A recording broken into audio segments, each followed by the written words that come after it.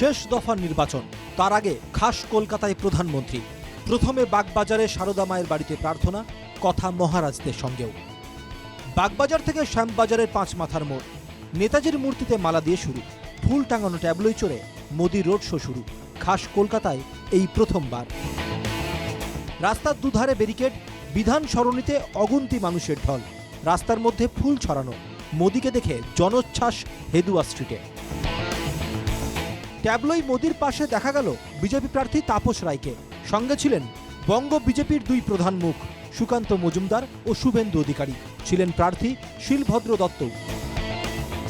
হেদুয়া থেকে সিমলা স্ট্রিটে মোদি, স্বামী বিবেকানন্দের বাড়িতে গিয়ে স্বামীজির মূর্তিতে মাল্যদান।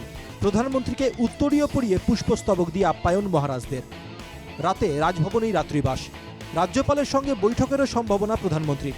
শেষ দফা ভোটের আগে বাংলা আবেগে শান। নেতাজি থেকে স্বামীজি ছুঁয়ে গেলেন মোদি। এই নির্বাচনে বাংলায় সবচেয়ে ভালো ফল করবে বিজেপি, আত্মবিশ্বাসী নম। ভোট অঙ্ক মেনেই কি সারদা মা থেকে Swamiji? Bureau report, NKTV Bangla.